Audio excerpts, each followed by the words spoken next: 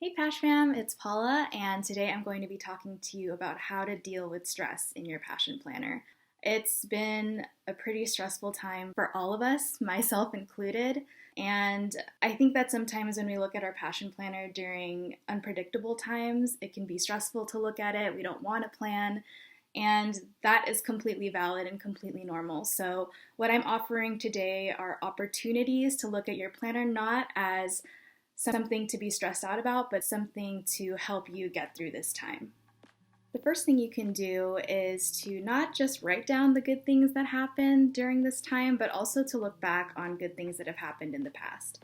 So if you're like me, I use the good things that happen section here in our weekly layouts, and I would just write one good thing that has happened each day of the week.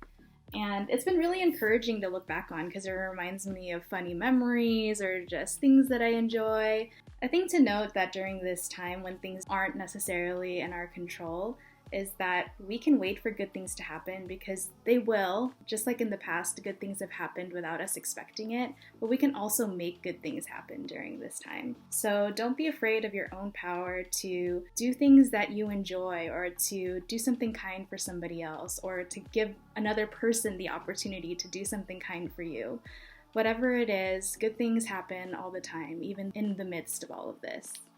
The next thing you can do is to track how you're feeling with the Year in Pixels download. Now, you can get this on our website, so we'll link it in the description, but I actually have two of them that I created in my dotted pages, so I'll just go over them so you have some insight into how this has been helping me. We have one on our website, but I actually use two. So I have one that's for my emotions, so red being angry, anxious, and then happy, or all of these on the key below.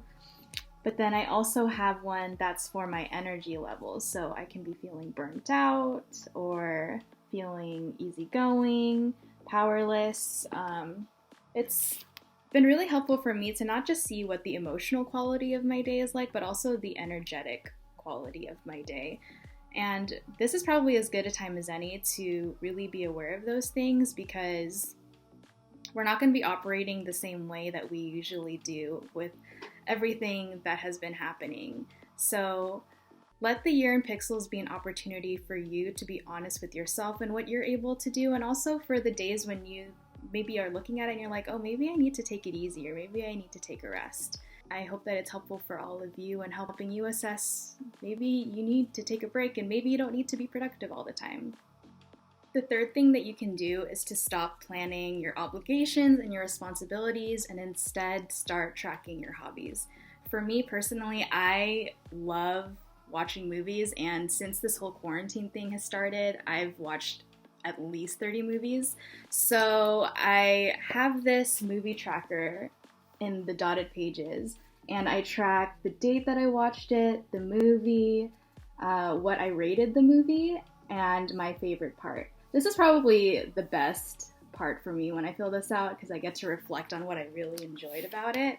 But this has helped me see my passion planner as something that's fun as opposed to just another thing on my to-do list. And depending on how this has been affecting you, your planner may be more a source of stress than it is out of enjoyment. And remember that you always have the power to make your passion planner what you want it to be.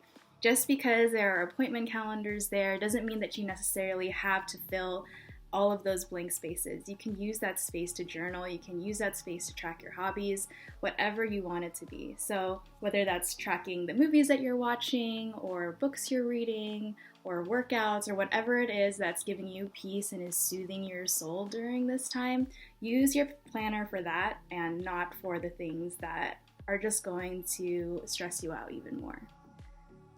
When I'm feeling stressed out, it's usually because of one of two things. The first thing is because I feel like I don't have any control over anything. And that's not necessarily true. If you are feeling this way, like you feel like you don't have any control over anything, then that's when we can use our passion planner to build a routine. I definitely had that week a few weeks ago. All of these weeks are starting to blur together, but I have definitely been there, and the habit tracker, which you can also get on our website, was really helpful for me in trying to stay on track with all of the things that were going to help me still wake up at a decent hour in the morning, to work out, to still journal, because a lot of those things have gone out the window when this all first started. It was difficult for me to start up a routine again.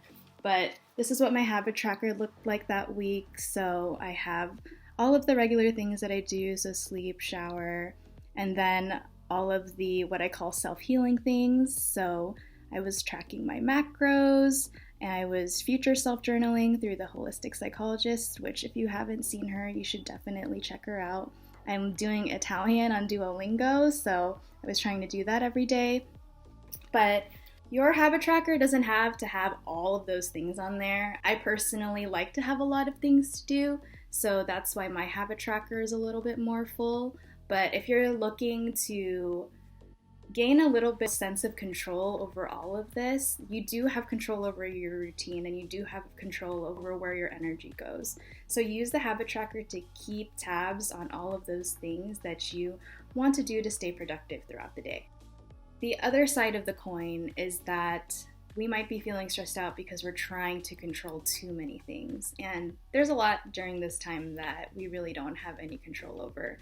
In the last point, I was talking about weeks where I was feeling really productive and a routine really helped me, but I've had probably more weeks where I just didn't want to do anything. And the advice that I can give for that is to stop planning, because planning can sometimes be stressful when things don't go your way. And there's a lot that hasn't been going my way in the past few weeks.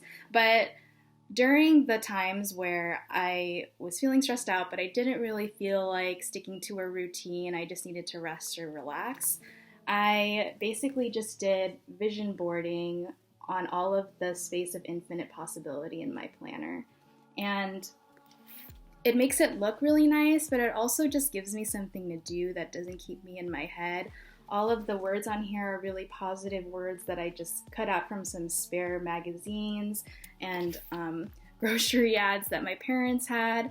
And it's nice to not have to be managing all of the things all at once and trying to figure things out, because sometimes things just can't be figured out. That's a lesson that I'm still learning as a person. If you're anything like me and you've just been needing some time to rest and relax, I hope that you don't experience the planner guilt that maybe some of us have been feeling because our planners have a little bit more blank space than they usually do, or even just being at home or don't have the energetic and emotional capacity to meet the commitments that we said we did. Passion planning is not perfect, and it's a practice for all of us. So be gentle with yourself during this time. Be creative with your passion planner. Use it to vision board.